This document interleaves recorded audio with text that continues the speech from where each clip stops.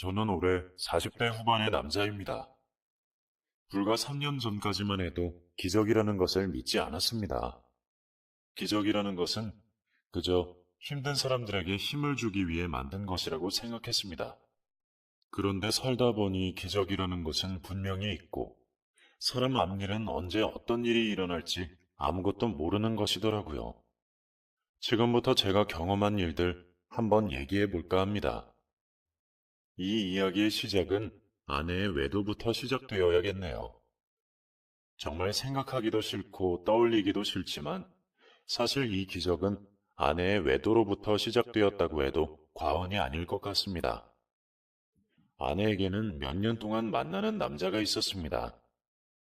아내가 철저히 바람을 숨기고 있었던 탓에 저는 몇 년간 그 사실을 모르고 있었습니다.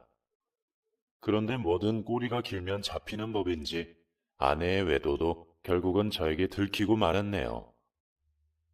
아내가 만나던 사람은 저와 결혼하기 전 연애하던 남자였습니다. 둘이 왜 사귀다가 헤어졌는지 모르겠지만 둘이 꽤나 진한 연애를 한 모양이더군요. 서로 헤어지고 나서도 깨끗하게 끝내지 못한 사이였고 저와 결혼 전에도 저와 결혼한 후에도 둘은 가뭄에 콩나듯 띄엄띄엄 연락을 하고 지냈던 것 같았습니다. 그럼에도 저는 그 상황을 전혀 눈치채지 못하고 있었던 겁니다. 가정에는 완벽한 아내로 살았으니까요. 아내는 디자인 일을 하다가 아이가 태어나고 나서 일을 그만두고 나서 육아에만 전념하게 되었는데 육아 스트레스 때문인지 아니면 시간이 너무 많아서 잡념이 들었던 건지 하루는 일주일에 한 번만 자기한테 자유시간을 달라고 하더라고요. 아이도 사랑하고 육아하는 것도 너무나 행복한 일이지만 가끔은 자기만의 시간을 가지고 싶다고요. 저는 당연히 그렇게 하라고 했습니다. 같이 일하는 여직원들로부터 가끔 육아 스트레스가 장난 아니라는 얘기를 많이 들어서 아내도 같은 마음일 거라고 생각했고 자신만의 시간을 주는 것은 당연하다고 생각했습니다. 아이 어머니라고 하루 종일 아이만 보라는 법은 없었으니까요. 아내는 주로 제가 쉬는 날 하루 밖으로 나가서 서점에도 가고 백화점도 가고 가끔 영화도 한 편씩 보고 오는 것 같았습니다. 그러면서 집에 들어올 때는 꼭 마트에 들러서 장을 보고 오더라고요. 저는 아내의 그런 모습을 보면서 밖에 나가서 있어도 마음은 집에 있구나 생각했습니다. 늘 가족밖에 모르고 가정을 떠날 줄 모르는 사람이라고 생각했습니다. 다른 사람들한테도 내 와이프는 천상 남편과 애밖에 모르는 여자다. 은근히 자랑했습니다. 얌전한 고양이 부뚜막에 먼저 올라가는 줄 모르고 말입니다. 아내는 집에서는 최고의 아내인 척, 최고의 어머니인 척 하면서 그 남자와 계속 연락을 주고받았습니다. 그 두 사람은 각자 다른 사람과 결혼하고 둘 다 마음을 완전히 떨치지 못했습니다. 그 남자는 도저히 아내를 잊을 수가 없다며 먼저 연락을 해온 듯 했습니다. 당신 못 보고는 살 수가 없다며 은근히 아내에게 미끼를 던졌고 결혼 생활이 지루했던 것인지 그 남자가 너무나 좋았던 것인지 아내는 그 남자가 슬쩍 던져준 미끼를 덥석 받아 물어버린 모양이더군요. 그 남자는 아내에게 끊임없이 연락을 했고 아내도 우리 이래도 되는 걸까? 라는 말을 던지며 안 되는 줄 알면서도 미련의 끈을 놓지 않았습니다. 그 남자는 아내에게 달콤한 말을 아끼지 않았던 모양이었습니다. 그때는 철이 없어서 몰랐어. 당신이 최고의 여자인데 그때는 어려서 그걸 알아보지 못했던 거야. 다른 여자하고 결혼한 거 나 너무 후회해. 지금에 와서 돌이킬 수는 없겠지만 나는 당신을 한시도 잊은 적 없어. 다른 여자와 있을 때도 항상 당신을 생각했고 내 아내와 있을 때도 나는 자꾸 당신 생각만 들었어. 우리 헤어지지 말았어야 했는데 그땐 내가 어리석었어. 그런 말을 수도 없이 내뱉으니 이 정신나간 여자는 그 모든 말들이 진심인 줄, 자신은 너무나 사랑받고 있는 여자인 줄 착각했던 겁니다. 열 여자마다 하는 남자 없다고 그 남자 역시 아내를 굳이 놓아줄 이유가 없었던 거죠. 옛날 생각하면서 애틋하고 짜릿하고 둘이 죽고 못 사는 사이인 듯 생각하고 행동했을 겁니다. 그 사람 인생의 활력소를 남의 여자 건드리는 것으로 대신했던 거죠. 옛 애인이 매달리는 척하니 아내도 은근히 그걸 즐겼고 처음에는 문자만, 그 다음에는 전화 통화만, 그리고 그 다음에는 과감하게 만남을 이어갔습니다. 아내가 일주일에 한 번 자유시간을 가지니 충분히 그럴 수 있었죠. 그리고 아이를 영어 유치원에 보내고 종일반으로 돌리면서 아내의 외도는 더 날개를 달았습니다. 아내가 주말에만 시간을 낼 수 있을 때는 그 남자가 자기 와이프 눈치 보느라 시간이 자유롭지 못해 가뭄에 콩나듯 만났지만 아내가 평일 낮에 자유로운 몸이 되면서 둘 만남은 잦아졌고 점점 과감해져 갔던 겁니다. 그렇게 오랜 시간 남의 여자를 끼고 있었으니 그 남자도 뭔가 큰 착각을 한 모양이더군요. 이 남자는 저랑 결혼한 제 아내를 자기 여자라고 생각하는 모양이더군요. 내 아내를 먼저 만난 것도 자기고 내 아내를 지금 너무나 사랑하는 것도 자신이라고 생각했던 겁니다. 저는 단지 결혼한 상대일 뿐, 진짜 사랑은 자신이라고 생각했던 거죠. 그래서인지 어느 순간부터 그 남자는 저를 질투하기 시작했습니다. 자신과 만남을 가진 후 아내가 집에 들어가는 것도 질투했고 아내가 저와 함께 잠자리를 하는 것도 질투했습니다. 그 남자는 어떻게든 우리 둘 사이를 갈라놓으려고 기회를 노리고 있었는데 둘이 갈라지기는커녕 아내가 그 남자를 만나는 동안에도 카톡 프로필 사진에 저와 함께 찍은 사진을 내리지 않으니 그 남자는 속에 숨겨두었던 질투를 밖으로 내보이기 시작하더군요. 밤에 자고 있는데 아내에게 전화가 걸려오더군요. 어머, 이 밤에 누구야? 전화 올 사람이 없는데 누가 잘못 걸었나 보다. 아내는 전화를 받지 않고 그대로 꺼버렸습니다. 누가 술 취해서 전화번호를 잘못 눌렀나 봐. 술 취했는지 아닌지 당신이 어떻게 알아? 뭐, 그냥 이 밤에 전화하는 사람이 맨정신으로 전화했겠어? 당연히 술 취해서 전화했겠지. 하여튼 술 마시면 다들 제정신이 아니라니까. 잠들 뻔했는데 괜히 잠깼네. 어서 자자, 여보. 아내는 전화 온 것을 애써 무시하며 잠을 청했습니다. 그런데 전화는 또 울렸습니다. 뭐야, 또 전화 오네. 진짜 술 많이 취했나 보다. 아내는 또 전화를 꺼버렸습니다. 그리고 잠시 후 전화는 또 걸려오더군요. 그래서 제가 말했습니다. 그냥 전화 끊어버리지 말고 전화 잘못 걸었다고 얘기해. 안 그러면 밤새 전화 오겠다. 에이, 뭐하러. 그냥 꺼버리지 뭐. 전화기 꺼버리면 알람 못 맞추잖아. 아침에 알람 소리 잘 못 듣는데 내 거랑 당신 거랑 두 개 맞춰놔야지. 그냥 전화 받아서 한마디만 해주면 되는데 뭘. 전화 오면 내가 받을게. 나한테 줘봐. 제 말이 끝나자 전화기는 또다시 울렸고 아내는 당황한 듯 말하더군요. 아니야, 내가 받아서 얘기할게. 이 사람 진짜 끈질기네. 아내는 저한테서 최대한 떨어져서 전화를 받았고 아내가 통화 버튼을 누르자마자 전화기 너머에서 멀쩡한 남자 목소리가 들려왔습니다. 지수야, 나야. 지수는 제 아내 이름이었죠. 아내는 그 남자의 목소리가 들리자 순간적으로 저를 돌아보았고 당황한 듯 얘기하더군요. 저기요, 전화 잘못 거신 것 같은데요. 전화번호 확인하고 전화하세요. 아내는 재빨리 전화를 끊어버렸습니다. 그래서 제가 물었습니다. 누군데? 나도 모르지. 전화 잘못 건 사람이 내가 누군지 어떻게 알아? 그래? 방금 혹시 그쪽에서 지수야라고 한 거 아니었어? 아유, 아니야. 당신 비몽사몽이라 헛소리 들었나 보네. 처음에 뭐라고 하는지 나도 제대로 못 들었는데 당신이 어떻게 들어? 신경 쓰지 말고 빨리 자자. 이러다 내일 진짜 아침에 늦잠 자겠다. 하지만 잠잘 분위기가 아니었습니다.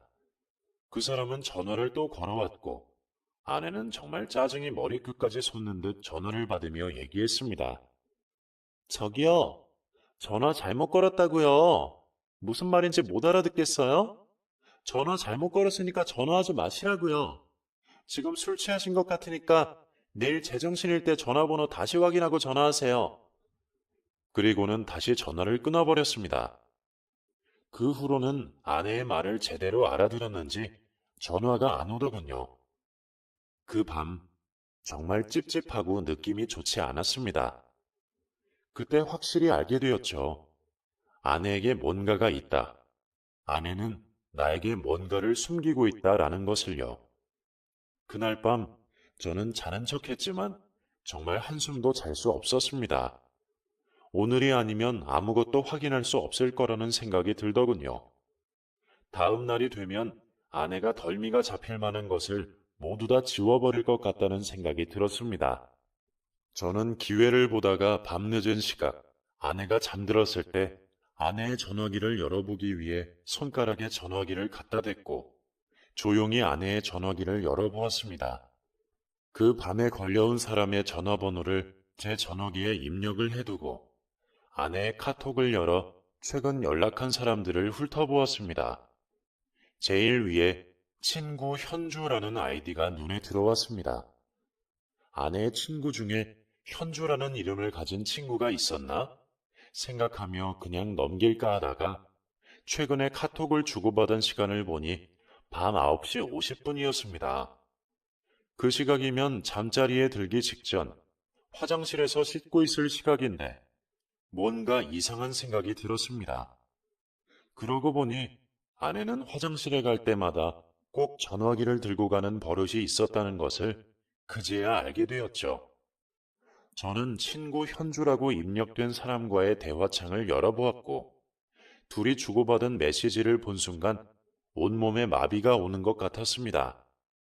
친구 현주와의 카톡에는 그 남자와 아내가 함께 찍은 사진과 심상치 않은 대화들이 가득 들어 있었습니다. 오늘 만났는데 왜 또 보고 싶은 거지? 우리 다시 만날까? 우리 오래 만나려면 참아야 해. 보고 싶어도 참아. 나도 허벅지 찌르며 참을게. 당신을 하루라도 못 만나면 당신이 보고 싶어서 미칠 것 같아. 내가 너무너무 사랑해. 당신 가정 정리하고 나한테 오라고 하면 당신 올 거야? 나는 모든 걸 다 버리고 갈 수 있는데 당신은 어때? 그때 당신과 헤어지지 말았어야 했어. 그건 내가 너무 어리고 어리석었어. 지금 당신을 만났더라면 나는 절대 당신을 보내지 않았을 거야. 다른 남자한테 당신을 보내는 건 정말 상상도 하기 싫은 일이니까. 그 말은 지금 당신이 당신 남편 옆에 있다는 게 너무 힘들다는 말이야. 자기 맘 알아. 나도 그래. 나도 당신이 당신 아내와 한 침대에 누워있는 거 생각만 해도 힘들어. 그래도 어쩔 수 없는 일이잖아. 우리는 각자 가정도 있고 아이도 있으니 우리 서로의 가정은 지켜야 하지 않을까? 너무 사랑하지만 사랑한다고 다 이루어질 수 없는 거잖아. 로미오와 줄리엣도 그랬고 견우와 직녀도 헤어져 살았잖아. 우리도 그런 사랑인가 봐. 너무 애틋하지만 이루어질 수 없는 사랑. 그래서 더 아름다운 건지도 몰라. 이루어질 수 있는 방법을 찾아보면 찾을 수 있을 거야. 내가 당신 다시 내 여자로 만들 거야. 내가 당신 사랑해. 너무너무 사랑해. 나도 사랑해. 당신 생각하면 심장이 터져버릴 만큼 사랑해. 40대 남녀가 각자 배우자가 있는 사람이 주고받는 대화치곤 너무나 도발적이고 치명적이었습니다. 그 남자는 자꾸 아내를 자기 손에 넣고 싶어 했고, 아내는 지금 이 상태로 만족하는 듯 보였습니다. 한마디로 이 남자를 만나며 인생을 즐기되 가정이며 아이를 떠나고 싶지는 않은 모양이었습니다. 아마도 저와 결혼한 후 경제적으로도 넉넉하고 마음고생, 몸고생한 적 없으니 이 안락한 생활을 떨치고 가고 싶지는 않은 것 같더군요. 그러면서도 아내는 그 남자를 놓지도 않았습니다. 손에 잡힐 듯 잡히지 않으며 그 남자 애간장을 태웠던 거죠. 아내는 자기 곁에 머물러 있는 그 남자와 적당히 즐기고 있었고, 자신의 그런 행동이 그 남자에게도 저에게도 상처가 될 거라는 생각은 전혀 하지 않는 듯 했습니다. 한마디로 완전히 나쁜 년인 겁니다. 하긴 그런 생각을 할 줄 아는 정상적인 인간이면 그런 행동을 아예 하지 않았겠지요.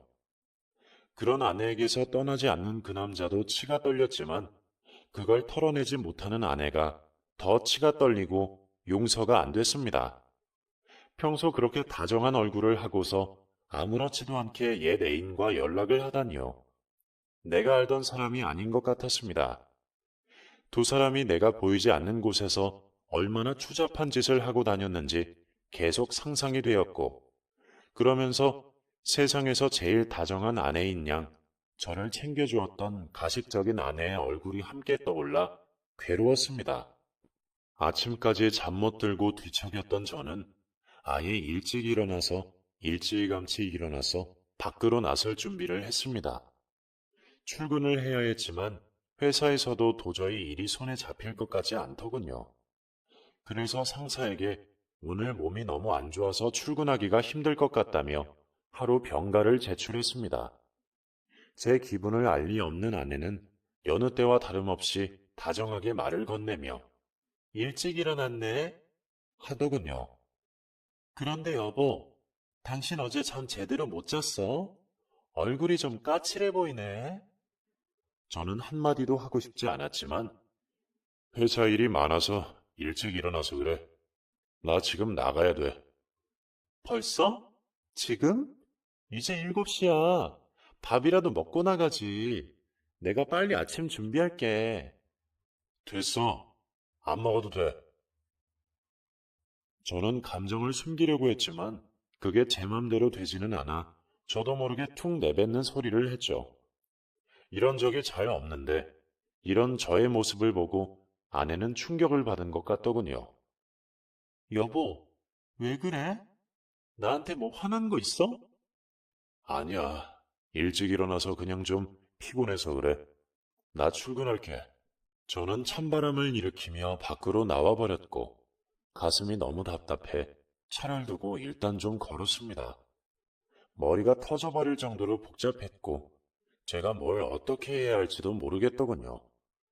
저는 계속 걷고 또 걸었고 한참을 걷다 보니 생각도 정리되는 것 같았습니다. 저는 무엇보다 먼저 그 남자를 만나봐야겠다는 생각이 들더군요. 도대체 무슨 생각으로 이러는 건지 반 죽여놓든 둘을 갈라놓든 뭐라도 해야겠다 싶었습니다.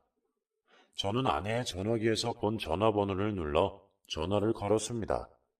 남자가 전화를 받더군요. 네, 박현우입니다.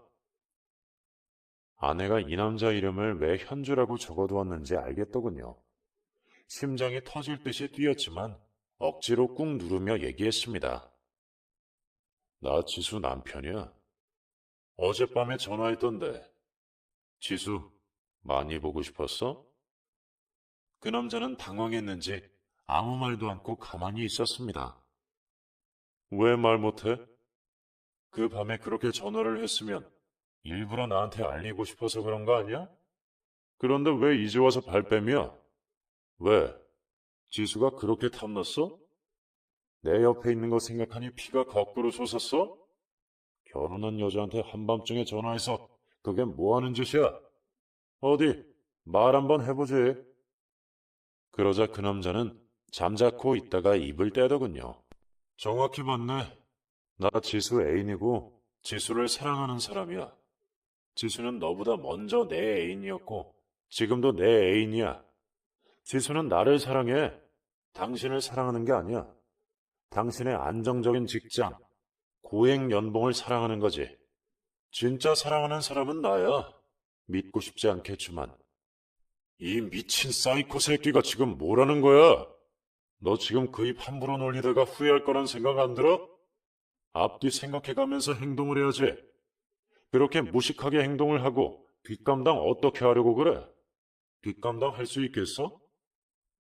그건 당신이 걱정할 건 아니고, 당신은 지수를 어떻게 생각해? 지수가 정말 당신을 사랑한다고 생각해? 아니야. 완전히 틀렸어.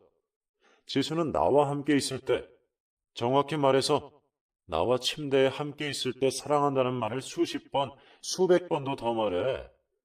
사랑하지도 않는 사람한테 그런 말을 수도 없이 반복할 수 있을까? 절대 아니지. 당신은 지수 껍데기와 사는 거야. 마음은 늘 나한테 와 있지. 그 입 닥쳐. 그 주둥이 묵사발 만들어버리기 전에. 저는 감정을 누그러뜨리고 냉정하려고 했지만 결국 폭발하고 말았습니다. 저의 그런 목소리를 듣고 그 인간이 희죽거리면서 얘기하더군요. 왜? 못 믿겠어? 우리 삼자대면이라도 할까? 그래. 어디 한번 해보자, 이 미친 새끼야. 어디 네 꼴 한번 보자. 내가 안에 나오라고 할 테니까 너 조용히 나와. 삼자대면 어긋나게 하기 싫으면. 그렇게 저는 아내를 모커피 전문점으로 불러냈고 그 인간도 아내가 도착하고 잠시 후 커피 전문점에 나타났더군요. 그 인간이 문에 들어서자 아내는 그 인간이 오는 걸 전혀 모르고 있었던 건지 눈알이 튀어나올 듯 그 인간을 쳐다보고 있었습니다. 그 인간은 그야말로 그 자리에서 얼음이 되어버린 듯 했습니다. 앉아. 뭘 그렇게 놀라? 서로 아는 사이 아니야? 이게, 이게 어떻게 된 일이야? 어떻게 된 일인지 내가 물어야 하는 말 아니야? 이게 어떻게 된 거야?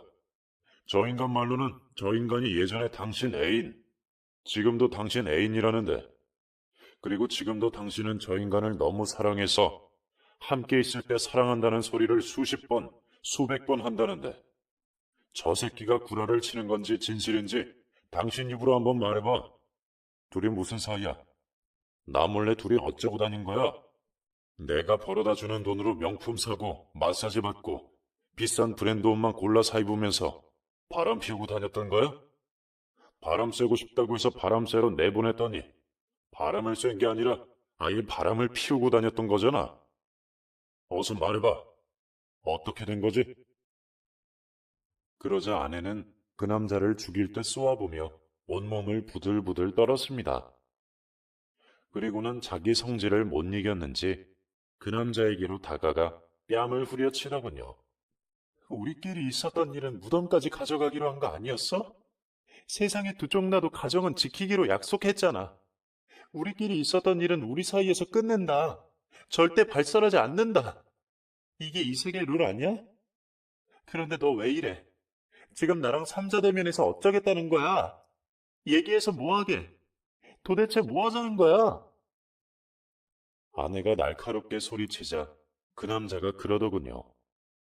자꾸 만나다 보니 네가 좋아져서 너도 나 사랑하잖아.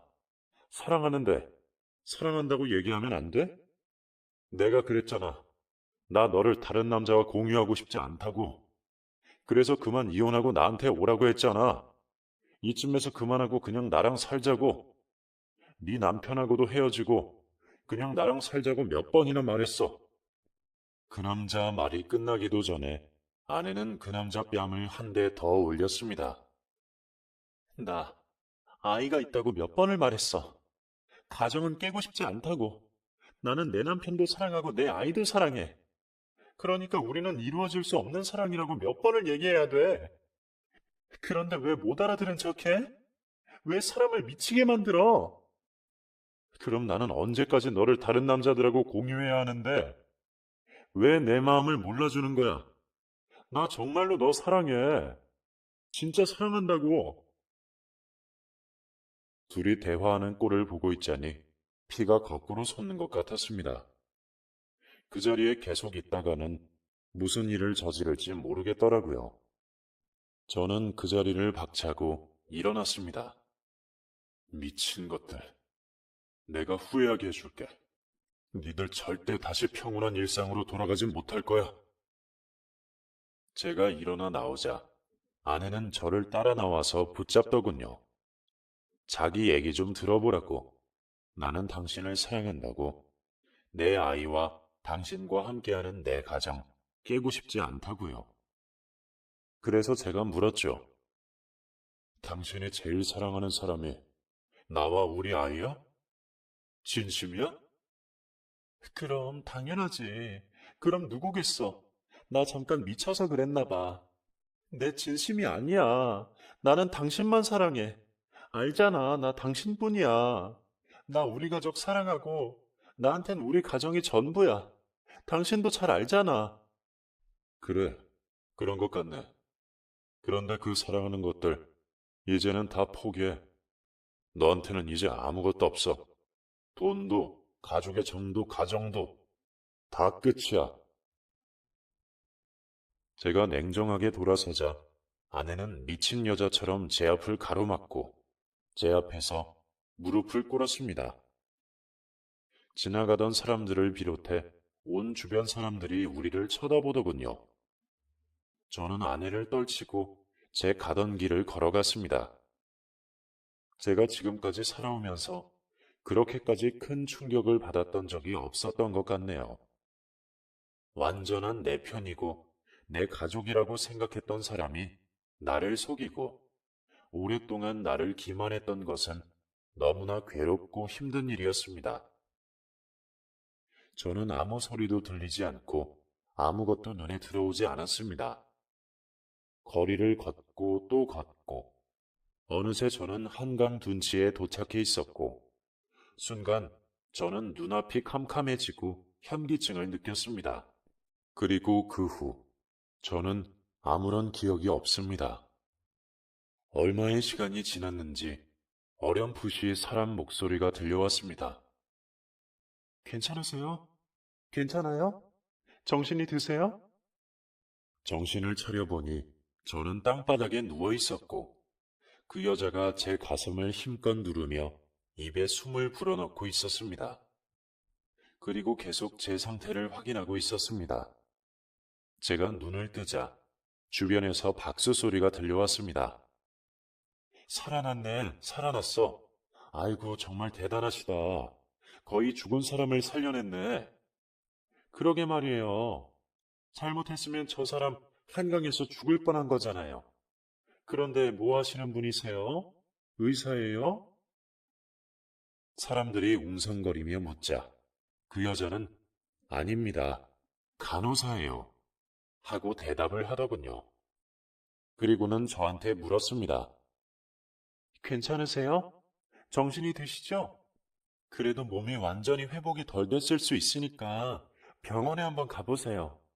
제가 심폐소생술하고 인공호흡을 하긴 했지만 혹시 몸에 다른 이상이 있을지도 모르잖아요. 제가 이 근처에 잘 아는 병원이 있으니 그쪽으로 모셔다 드리고 갈게요.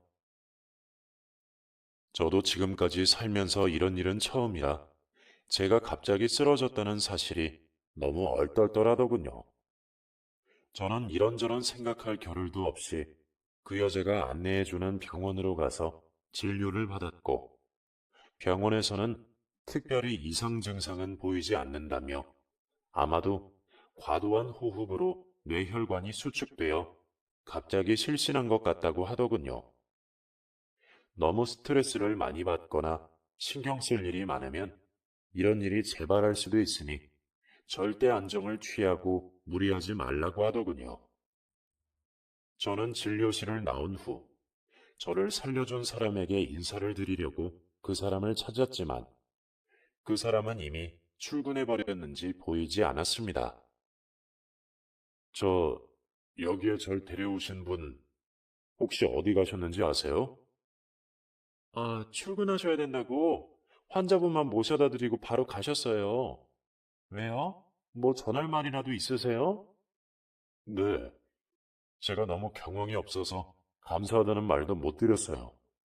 감사하다는 얘기를 좀 전해드려야 할 것 같은데 성함하고 연락처 좀 알 수 있을까요? 아, 성함하고 연락처요. 그건 개인정보라서 제가 좀 드리기가 그렇고요. 제가 환자분 성함이랑 연락처를 그분께 전해드려도 될까요? 그러면 아마도 그분이 환자분께 연락을 드릴 거예요. 네, 그럼 꼭 좀 전해주시기 바랍니다. 제 목숨을 살려주신 분인데 감사 인사는 꼭 드리고 싶어서요. 저는 그분과 연락이 닿길 원한다며 신신당부를 하고 병원을 나왔습니다. 아내의 외도를 알기 전에는 하루하루가 모두 평온한 일상이었는데 외도를 알게 된 후 하루하루가 지옥 같았습니다. 아마도 그 남자가 이걸 노리고 일부러 제가 알게끔 만들었겠지요. 그리고 내가 아내와 멀어지는 것을 그 새끼는 바랐을 겁니다. 저는 그 수에 휘말리고 싶지 않고 그 새끼가 원하는 대로 하고 싶지 않았지만 제 마음은 아내에게서 서서히 돌아서고 있었습니다. 꼴도 보기 싫었고 옆에 있는 것 자체가 고역이었습니다. 한때 너무나 아끼고 사랑했던 사람에게서 마음이 이렇게 무섭게 돌아설 수 있다는 것이 신기할 정도였지요. 부부지간에 아끼고 사랑하는 것도 다 그만한 합당한 이유가 있어야 가능한 것 같더군요. 저는 소송을 진행했고 이혼은 아직 진행하지 않았습니다. 제가 당장 이혼을 해주면 두 사람만 좋은 일 만들어주는 것 같아서요. 그래서 제가 이혼해야겠다 생각이 들 때 이혼을 하려고 하고 있었죠. 우리는 한 집에 있었지만 완전히 다른 생활을 했습니다. 처음에 아내도 저에게 뭔가 용서를 빌고 화해를 하려고 했지만 제가 철저히 무시하니 이제 더 이상 노력하지 않더군요. 그렇게 아내의 외도를 알게 된 후 한 달 정도가 지났습니다. 그리고 조금씩 이혼 준비를 하고 있었죠. 이혼하면 아이는 어떻게 해야 할지 이런저런 생각들을 해야 했으니까요. 그즈음 전화가 한 통 걸려왔습니다. 모르는 번호였고 제가 그 번호를 받았을 때 너무나 반가운 사람의 목소리가 들려왔습니다. 안녕하세요. 저 기억하시는지 연락을 너무 늦게 드렸는데 저 그때 심폐소생술했던... 아, 예. 안녕하세요. 드디어 전화 주셨네요. 저 그때 제대로 인사도 못해서 너무 죄송했습니다. 너무 경황이 없어서요. 연락 오래 기다렸습니다. 제가 바로 연락을 드렸어야 했는데 제 개인적인 일로 너무 정신이 없었어요. 그 후로 몸은 어떠세요? 괜찮으시죠? 네. 그때는 사실 제가 너무 스트레스가 극에 달해서 제 몸을 주체할 수가 없었던가 봅니다. 그래서 잠깐 정신을 잃었나 봐요. 이제는 괜찮아요. 이제는 최악의 상황은 지나서 평정심을 찾았어요. 네, 괜찮으시다고 하니 다행이네요. 고맙다는 말씀 하시려고 연락처까지 남겨주시고 정말 감사합니다. 저, 괜찮으시면 제가 식사라도 한번 대접해도 될까요? 다른 분도 아니고 제 생명을 살려주신 분인데 제가 꼭 뵙고 감사의 인사를 드리고 싶어서요. 혹시 이런 게 좀 부담스러우시면 병원이라도 알려주시면 제가 찾아뵙고 꼭 인사드리고 싶습니다. 그렇게까지 안 하셔도 됩니다. 저는 간호사고 제가 당연히 해야 할 일을 한 건데요. 이미 마음은 충분히 전하셨잖아요. 그 사람은 저의 제안을 한사코 거절하더군요. 저는 감사한 마음을 전하고 싶지만 그 사람 입장에서는 어쩌면 부담스러울 수도 있겠다 싶더라고요. 그래서 저는 어쩔 수 없이 감사하다는 말만 남기고 전화를 끊었습니다. 그리고 2주 후였습니다. 저는 아내의 외도를 알게 된 이후부터 답답할 때마다 걷는 버릇이 생겼는데 그날도 집에서 계속 걸어서 한강 둔치까지 이르게 되었습니다. 그때 제가 쓰러졌던 그 근처였죠. 끊었던 담배를 다시 꺼내 들고 담배를 피우고 있으니 뒤에서 누군가 그러더라고요. 담배 피우시게요? 몸에 해로운데. 저를 살려준 간호사였습니다. 여긴 어쩐 일이세요? 여기서 또 뵙네요. 그러게요. 저는 지금 퇴근하는 길이에요. 그런데 여긴 어쩐 일이세요? 저는 답답해서 바람 좀 쐬러 나왔어요. 거의 매일 걷다 보면 여기까지 오게 되더라고요. 일하시는 병원이 이 근처인가 보네요. 네, 여기서 멀지 않아요. 그런데 이렇게 뵙게 될 줄은 정말 몰랐네요. 그러게 말입니다. 아무래도 제 목숨 살려준 은혜에 보답하라고 기회가 온 것 같은데요. 오늘 이렇게 만난 김에 식사 한 끼 대접할 수 있는 기회를 주세요.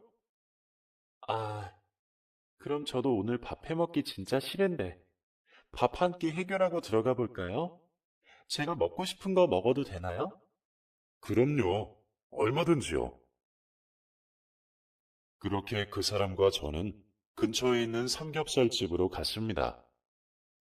우리는 삼겹살 3인분을 시켰고, 삼겹살에는 소주니 소주도 당연히 함께 시켰습니다.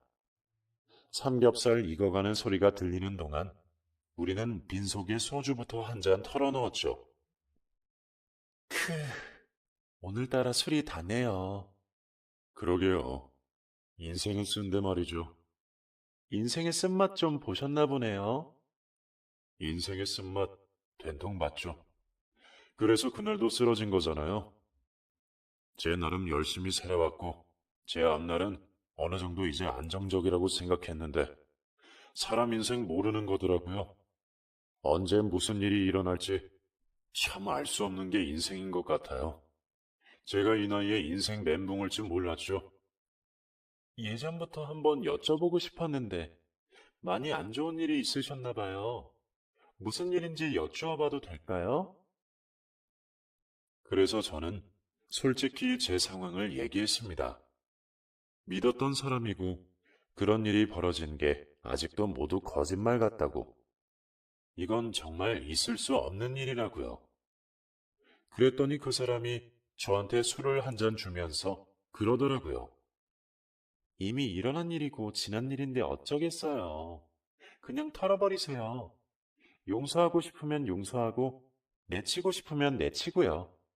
이도저도 아닌 마음으로 있으면 본인만 괴롭잖아요. 이제 그만 털어버리세요. 자신을 위해서요. 그래야죠. 그런데 여태 이름도 못 여쭤봤네요. 성함이 어떻게 되세요? 정희선이에요. 저는 박현우예요. 간호사님이 아니었으면 저 정말 죽었을 수도 있었던 거죠. 정말 다시 한번 감사드립니다. 저 잘못했으면 저 세상 사람이 될 수도 있었네요. 아직 살아갈 날이 창창한데요. 그러게요. 앞으로 살아갈 날이 창창한데 열심히 살아야죠. 지난 일만 생각하면 너무 힘들고 괴롭겠지만 잊으세요. 살다 보면 별의 일들이 다 있잖아요. 저처럼 통째로 인생을 잃어버린 사람도 있는걸요. 통째로요? 그게 무슨 말씀이세요? 아니에요. 얘기를 하자면 너무 길어요. 눈물 없이는 못 듣죠. 오늘 맛있는 거 먹는데 우울한 제 인생을 얘기하고 싶지는 않네요. 아무튼 오늘 덕분에 밥 안 하고 밥 잘 먹었어요. 매일 하는 밥인데도 밥하는 게 제일 힘들어요. 저 먼저 들어갈게요. 계산은 제가 안 해도 되는 거죠? 당연하죠. 계산은 제가 합니다. 정말 고마웠습니다. 살려주신 은혜 생각해서 저도 열심히 살 테니 간호사님도 건강 잘 챙기시고 잃어버린 인생이 뭔지 모르겠지만 다시 찾으시길 바랄게요. 그 말을 마지막으로 우리는 헤어졌습니다. 그 사람은 먼저 자리를 떠났고 저는 식당에 남아서 남은 소주를 비우고 일어났습니다. 그런데 바닥을 보니 수첩과 전화기가 바닥에 놓여 있었습니다. 그 사람이 두고 간 듯 하더군요. 저는 뒤늦게 따라 나가봤지만 그 사람은 이미 사라지고 없었습니다. 저는 이걸 어떻게 전해줄까 고민하다가 주민등록증에 주소라도 있을 것 같아서 지갑을 열어봤죠. 그런데 수첩 안에 사진 한 장이 먼저 눈에 들어왔는데 저는 몇 번이고 그 사진을 보고 또 보았습니다. 저는 그 사진을 보고도 믿을 수가 없었죠. 그 사진은 우리 집 서랍에 들어있는 이제는 더 이상 꺼내보지도 않는 전단지의 사진하고 똑같은 사진이었습니다. 그 사진은 우리 3살 많은 우리 누나였습니다. 제가 어머니 뱃속에 있을 때였고, 어머니는 만삭으로 몸이 무거운 때였습니다. 할아버지의 기일이라 어머니는 만삭의 몸으로 3살 배기 누나의 손을 잡고 시장에 갔다고 했습니다. 누나가 태어날 때만 해도 집이 너무 가난해서 누나 100일 사진, 돌 사진 한 장 못 찍어서 늘 그것이 마음에 걸렸던 어머니는 그날 시장에 나간 김에 누나 사진 한 장을 찍어주었다고 했습니다. 머리를 예쁘게 빗고 예쁜 블라우스를 입고 찍었고 태어나서 사진을 처음 찍어본 누나는 그 사진을 보고 너무 좋아했다고 했습니다. 누나는 어머니한테 사진 한 장을 들고 좋아서 어머니 뒤를 따라다녔고 이런저런 장을 보고 고기를 사기 위해 정육점에서 주인과 이야기를 나누는 사이 누나가 없어졌다고 했습니다. 정육점 주인도 그 앞에서 채소를 파는 할머니도 누나가 어디로 갔는지 못 봤다고 하더군요. 그날 어머니는 무거운 몸으로 온 시장을 찾으러 다녔고 뒤늦게 연락을 받은 아버지도 온 데를 돌아다니며 밤이 되도록 누나를 찾으러 다녔지만 결국 누나를 찾을 수 없었다고 했습니다. 그날 누나와 찍은 사진이 어머니와 함께 찍은 첫 사진이자 마지막 사진이었고 그 사진은 전단지에 사용할 유일한 사진이 된 거죠. 제가 태어나기 며칠 전 누나는 홀연히 사라져버렸고 그 누구도 누나를 봤다는 사람이 없었습니다. 그렇게 20년간 어머니와 아버지는 전단지를 붙이고 전단지를 나누어주고 누나를 찾으러 다녔지만 결국 우리 가족은 누나를 찾지 못했습니다. 그렇게 전단지는 서랍 속에 들어가게 되었고 다들 누나가 죽었을 거라고 생각했습니다. 하지만 죽었다고 생각만 했지 아무런 확신을 하지 못한 부모님은 마음이 지옥이었죠. 차라리 시신이라도 거두었으면 명복이라도 빌어주지. 살았는지 죽었는지도 모르니 명복을 빌어줄 수도 없었고 손 놓고 있을 수도 없어 부모님 마음은 지옥이었던 겁니다. 그렇게 오랜 세월 동안 가슴에 돌을 얹어 놓은 듯 살아왔는데 이렇게 누나를, 아니 누나 사진을 보게 되다니 보고도 제 눈을 믿을 수 없었고 혼이 빠져나간 듯 했습니다. 저는 그 사진을 뚫어져라 쳐다보고 있었고 머릿속에는 오만 가지 생각이 들더군요. 그 사람이 왜 누나 사진을 가지고 있는지, 그 사람은 누구인지 저는 확인해 봐야 했습니다. 저는 그 사람의 다른 연락처를 찾기 위해 수첩을 뒤적이고 있는데 그 사람이 숨을 헐떡이며 식당으로 들어왔습니다. 여기 제 전화기랑 수첩 혹시 없던가요? 저는 묻는 말에 대답은 못하고 그 사람 얼굴을 뚫어져라 쳐다보았습니다. 왜 그러세요? 왜 그렇게 쳐다보세요? 그래서 저는 누나 사진을 내보이며 물었습니다. 이 사진 누군지 물어봐도 될까요? 이 사진을 어떻게... 뭐 하는 짓이에요? 남의 수첩을 왜 뒤져요? 사진 이리 내요. 일부러 보려고 한 건 아니에요. 그런데 이 사진 누군지 물어봐도 되나요? 그러자 그 사람은 뭔가 화가 난 듯 사진을 낚아채가며 한마디 하더군요. 내 어릴 적 사진이에요. 내 인생 통째로 잃어버렸는데 유일하게 남아있는 내 흔적이에요. 그러니 남의 사진 함부로 만지지 마요. 이건 내 인생만큼이나 소중한 거니까.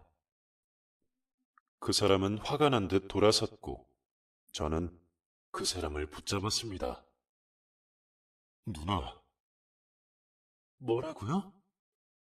누나, 당신 아무래도 내 누나인 것 같아요. 나도 뭐가 어떻게 된 건지 모르겠지만 그 사진이 확실히 당신이라면 당신은 내 누나예요. 내가 태어나기 전에 사라져버린 내 누나예요. 나는 그 사진을 수도 없이 봐왔어요. 그 사진을 내가 모를 리가 없어요. 내 얼굴은 잃어버려도 나는 그 전단지 속 얼굴은 잊지 않아요. 내가 그 전단지 사진 찍어놨어요. 어딘가에 있어요. 가지 말고 잠깐만 기다려요. 내가 그 사진 찾을 때까지 잠깐이면 돼요. 그 사람도 정신이 얼떨떨한 듯 그대로 바닥에 주저앉아 버렸고, 저는 제 전화기 속에서 전단지 사진을 찾아서 그 사람에게 보여주었습니다.